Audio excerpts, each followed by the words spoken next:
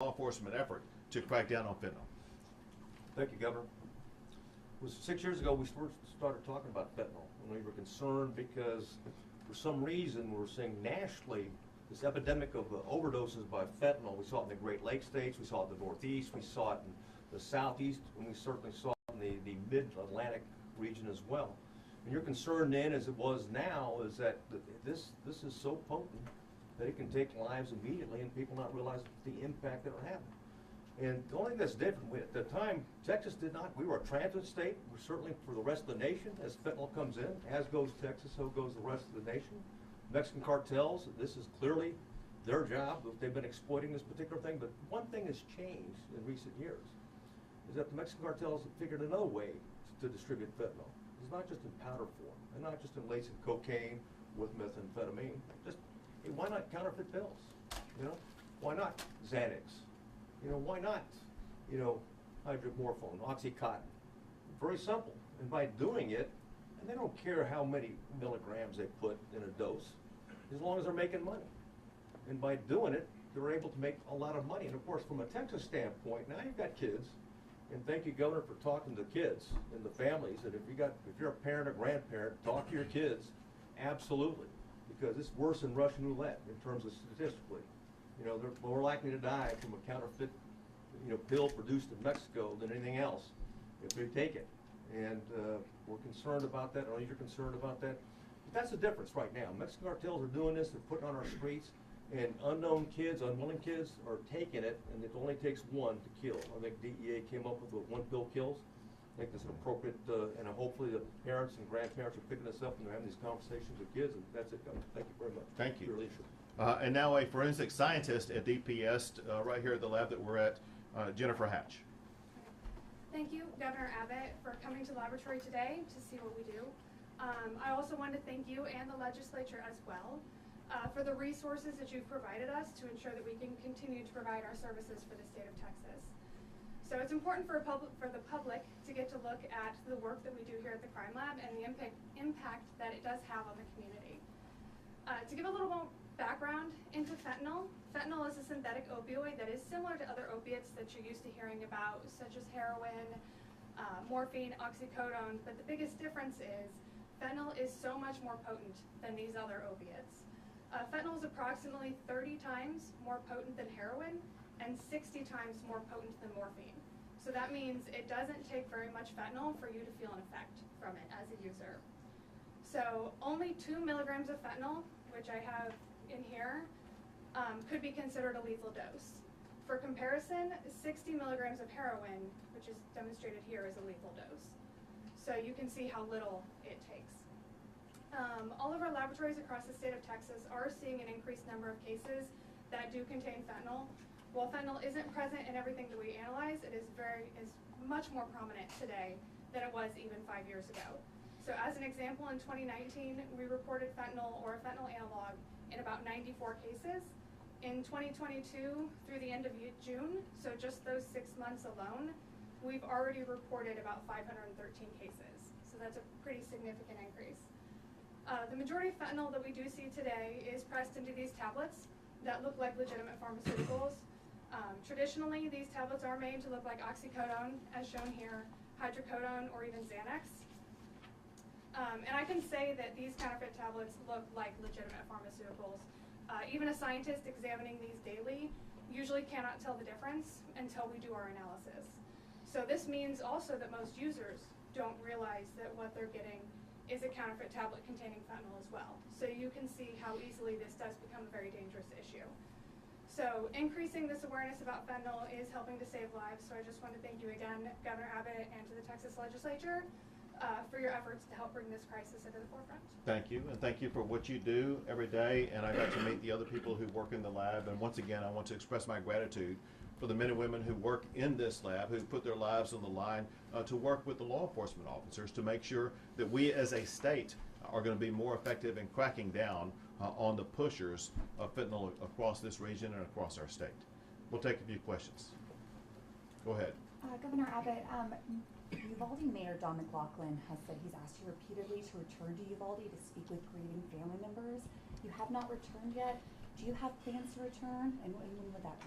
Sure. So listen, I've been there multiple times to Uvalde for multiple purposes. Sometimes for public presentations, sometimes for grieving events and different things like that. And I would be going many more times. We've been setting up a lot of facilities to make sure that we're providing every possible avenue of caring for the victims, such as a $5 million center to provide mental health care as well as other types of health care.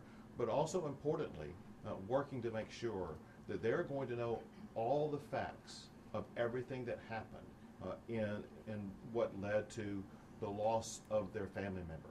Knowing what happened is the first step toward being able to go through the grieving process, but then having access to the types of resources the state's going to provide, which is going to be an ongoing basis. This is not something where this is going to last a month or two. This is something where we will be involved with the city of Uvalde for years going forward.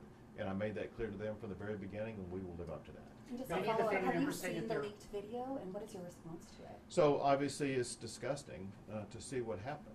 And it's been clear from the time of Columbine that whenever there is a shooting, like what was happening in this school, you run toward that danger and encounter that danger, and you have to eliminate the shooter as quickly as possible. From what I have seen from the video, it looks like that policy was not followed. There are ongoing investigations at multiple levels. One is a law enforcement investigation that involves the Texas Rangers as well as the FBI, as well as the United States Department of Justice. We need to see the results of that investigation. There's also an investigation that's being undertaken by the local district attorney. We need to see the results of that investigation. And there are investigations that are being conducted by both the Texas House and Texas Senate. It's my understanding that the investigation by the Texas House will be presented to the families this Sunday. And it's important for the families to learn firsthand what that investigation has turned up so far. But we do know that it will take a while before all of the investigations are concluded. Many family members who said that Governor, they've you lost said you were livid confidence. about the misinformation you received on the 27th. After watching that video, it's completely opposite as to what you were told. How do you feel about that now that you've seen the video? Well, just as angry because it's clear that what was shown on the video was the exact opposite of the information that I was given on the day that I went out and explained what happened during the event. And so the information that was provided to me before telling the public about what happened, none of the information that was in that video was shared with me on that day. And so it was shocking. Many of the families have said that they have lost confidence that they will get the full truth as to what happened when confronted with so much contradictory information from both elected officials and law enforcement. And that's why I said, and you may have heard, that I was pretty adamant earlier this week about the disclosure of this video, because it's important for the people of Uvalde to know exactly what happened. In this case, unlike some other cases, we have visual evidence, we have audio evidence that will reveal most of what happened. In addition to that, these investigations will turn up different pieces of information, and they're working on a minute-by-minute timeline of exactly what happened. And the families of the victims, they deserve to know exactly what happened, and they will know what happened. When can the families expect to get a full account of how every single officer, trooper, constable's deputy responded to the school, not just the ones that Sure. we've seen on the video? Sure. It'll take a while, and the reason is because it will require a conclusion of the investigation by the Texas Rangers, by the FBI, by the DOJ, by the district attorney, as well as by things that are learned by the Texas House and Texas Senate investigations. And so there are a lot of investigations going on. And then when you compare the notes from all these different investigations, you will see all the facts come together. And the families will continue to learn more about that. But they need to be able to know all of this information. And so I'm glad they're learning about it. The way that the videotape was revealed was inconsistent with what the Texas House had planned. But it is important that they do begin to learn exactly what happened. Governor, Is there any- Two more questions. Governor, can we get a question on Operation Lone Star? Sure. When it comes to the transportation of migrants back to the border cities, can you elaborate on how this plan is working out? And if in any way this would interfere with the federal agent's job? So I'll answer the question in part for the numbers. I'll have Director McCraw share with you what the numbers are so far. And so the way that it works is very simple. We have multiple strategies that we use. One strategy that we use is to turn away migrants before they even make it to the Texas border. The other is to put up barriers so that if they make it past the halfway point, they will not make it onto the Texas land. Others are, if they do make it onto Texas land and they're trespassing, they can be arrested for that. But others, if they're not apprehended by Border Patrol, they're now going to be apprehended by Texas DPS and returned to the border. And that's exactly what Director McCraw and DPS officers have been working on achieving beginning a couple of days ago. And you can give the updated numbers. 903 right now. It's probably higher than that, but at least 903 we've moved back to the ports of entry. And this helps us immediately because we're not waiting hours for Border Patrol to come get them at that point in time. So not just in terms of detention, referral, but we're able to move them quickly, and TDCJ using their buses move them to that location at that point in time. We're able to get back on the road. Last Is there any question. chance of this Last fentanyl question. leaking into the legitimate pharmaceuticals? Is there any chance of this illicit Our fentanyl? investigative team worked on a series called 23 Days. It's a number of days it took for the Florida legislature to make changes to gun laws and mental health issues. It's now been 7 weeks since the tragedy at Robb Elementary School. Where do you stand on this now? What do you hope changes? And what do you promise Texans who are suffered by this tragedy that you're going to do? Well, there's two things working in parallel, at least two things working in parallel. One, obviously, is what the United States Congress worked on, achieved, and passed. Second is I requested the Texas House and Senate to begin working on proposed legislation on a multitude of different topics. They've been having hearings, they've been making progress, and I expect that progress to continue. And once they work on those, some of those will lead to very meaningful results. And so we hope to achieve some results. That said, there's some things that must be done before the school year begins. And these are already being implemented subject to my executive orders. And that is, every school in the state of Texas needs to be inspected and evaluated for public safety. Schools need to live up to the public safety standards that we put into law in the aftermath of prior shootings. Many schools, or let's say at least some schools, are not living up to.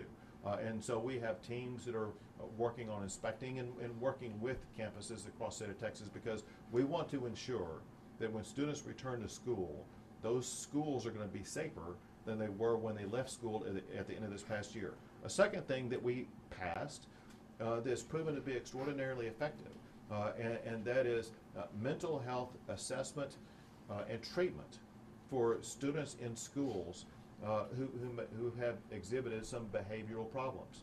The good news is that this program has been implemented in about 300 independent school districts across the state of Texas. It's identified over 1,000 students that have some challenges that could have led to problematic behavior, including one that purportedly could have led to something like a school shooting. A problem is that had not reached far enough to communities like Uvalde. We're working on trying to expedite that so that it can reach more schools before the school year begins. And briefly, I know you spoke about these committee hearings. I know similar committee hearings were had after Santa Fe. So what's different now? And can you promise people that there's going to be real change in the state of Texas? Sure. So first, the hearings that are taking place now are different than what happened after Santa Fe.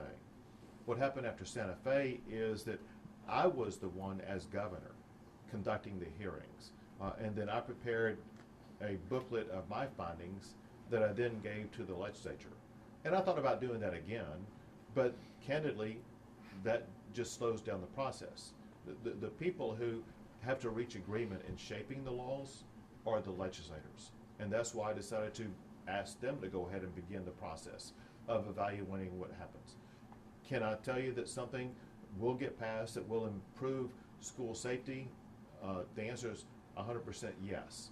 And we'll just need to wait and see how quickly agreement can be reached on those programs and exactly what those programs are. However, the status quo is unacceptable and will not be allowed. Great, thank you guys so much.